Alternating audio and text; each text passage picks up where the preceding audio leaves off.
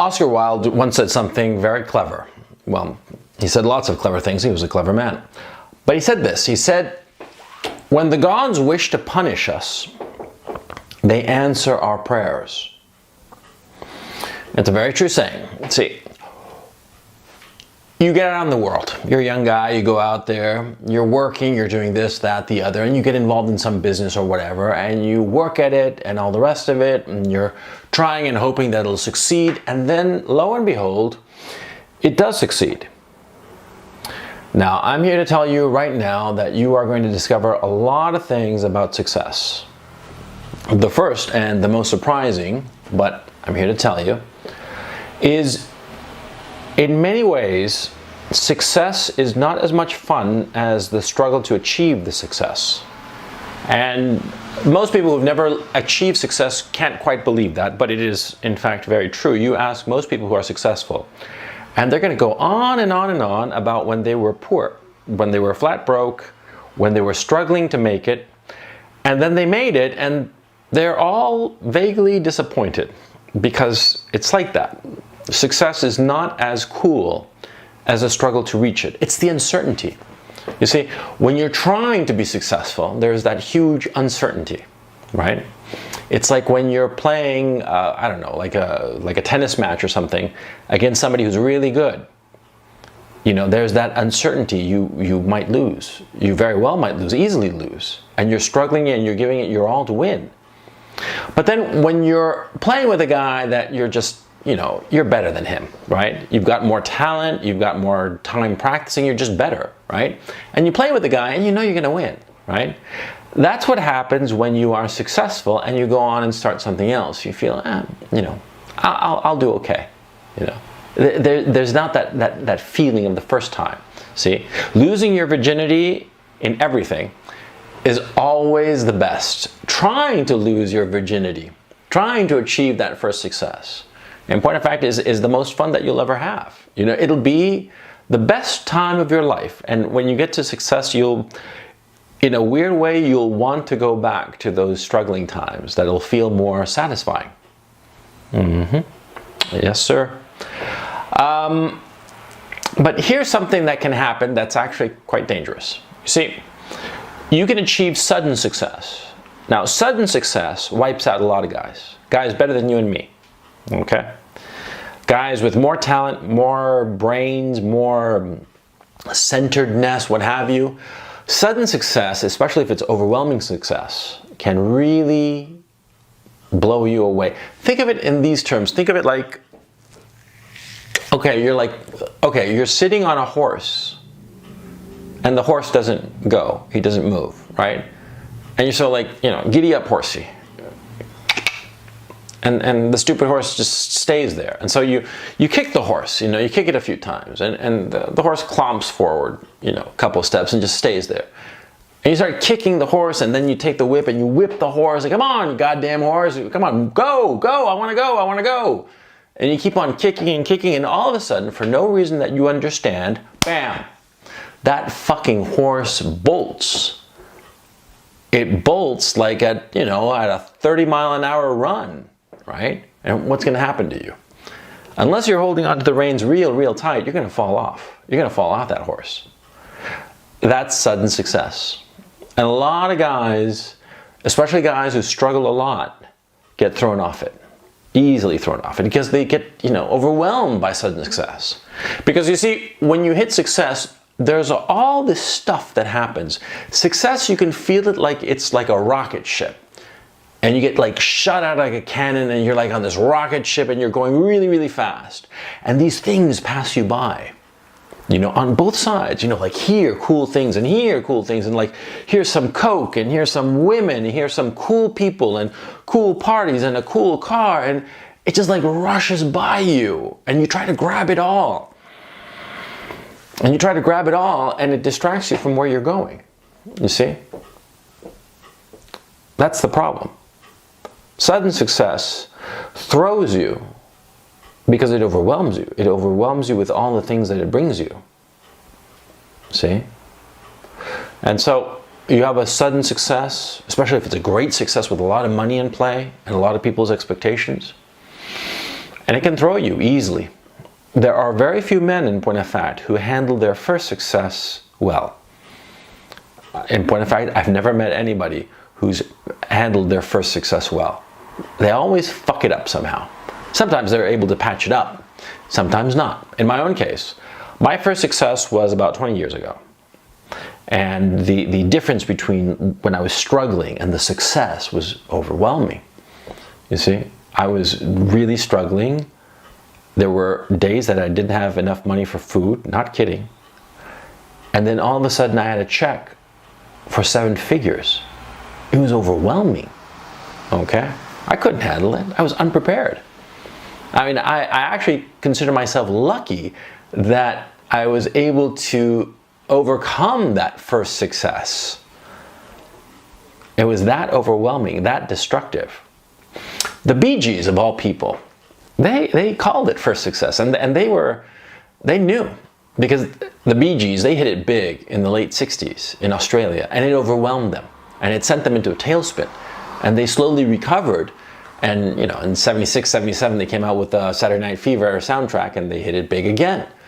But they learned their lesson from their first success. First success can blow you away. First success is like this bolting horse that knocks you off, and it can kill you easily. Okay? Now, the way to handle success, any success, sudden success or gradual success. Gradual success is, of course, the best, because it's like a slow increment climbing up, you know, slow, steady increments, so you feel happy, but it doesn't overwhelm you. Sudden success, especially when the difference between where you are and where the success takes you, that can be very dangerous, okay? So the way you handle it, and very few guys take this advice, but this is the best advice you'll ever get, believe me. The way you handle first success, the way you get over sudden, extraordinary success, which you will achieve, the way you handle it is you have to stop, center yourself, and think to yourself, what was I doing that got me that success? And it's this thing that I'm going to focus on, and everything else I'm going to ignore. I'm just going to ignore it. It's just like it's not there, and just focus on the thing that got me the success. Now, you think that that's pretty simple advice. Believe me, it is so hard to live that advice. Like, for instance, on the YouTube, right? I'm growing my channel. And I started it, in March, but I really started posting in April. And I was posting fairly regularly. I wound up posting, I don't know, something like 40 posts. And I'd barely cracked 1,000 subscribers at the beginning of July, right?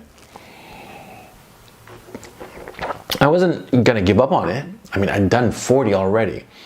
And my goal wasn't to have like a lot of subscribers or a lot of page views. My goal is different. And sometime I'll tell you about it. But the point is, see, I was chugging along, and I had barely 1,000 subscribers. And I'd look at my peers. Of course, we all do. We all look at how our peers are doing.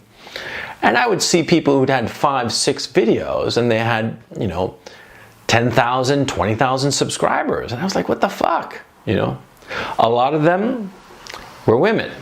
And so I'd say, well, they've got better tits than me. Maybe that's why they're successful.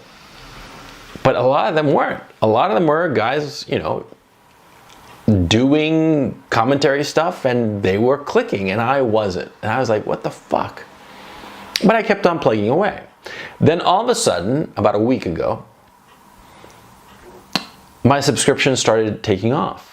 I had about 1,500 subscribers. As I'm recording this, I have over 3,500 subscribers in less than a week. Now, of course, in the scheme of things, it's not that many people. It's not that many subscribers. But it feels like a lot. I mean, 3,500 people want to listen to the shit I'm talking about, right?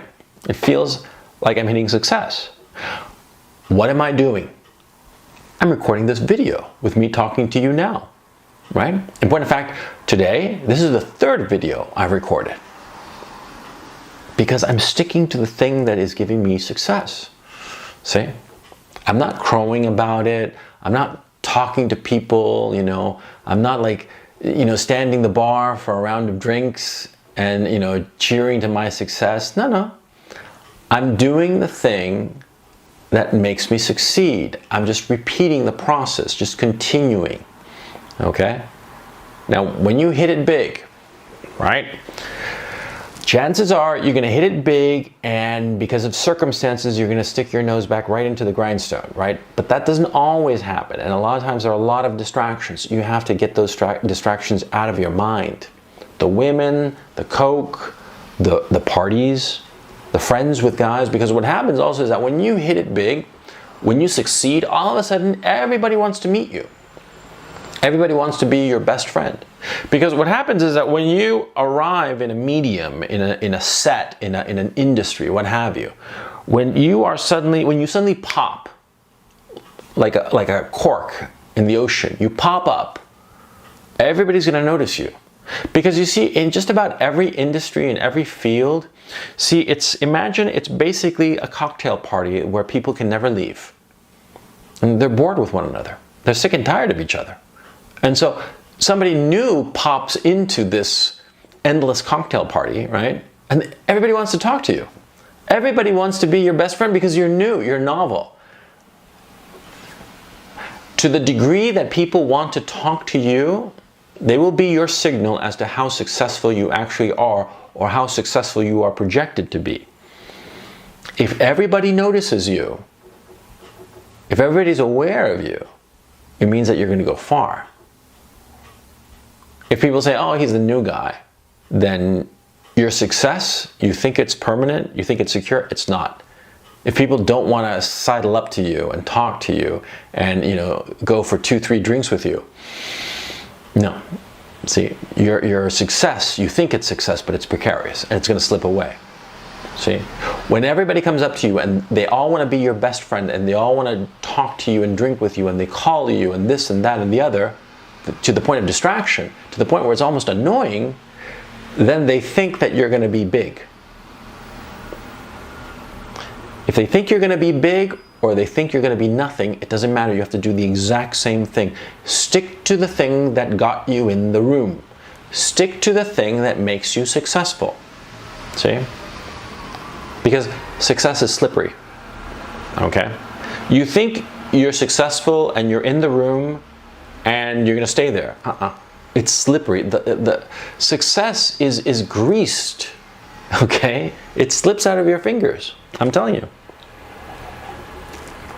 So what you have to do is focus on what's important, ignore the distractions, be aware of the people around you, because they'll be your gauge to figure out how secure your position is.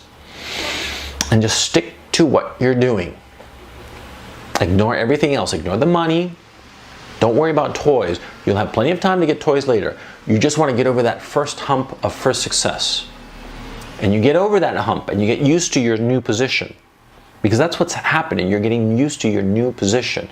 And it takes time. You have to adjust. And that adjustment is not always easy. That adjustment for you can sometimes be very difficult. So be patient and focus on what's important. You'll do fine, don't worry.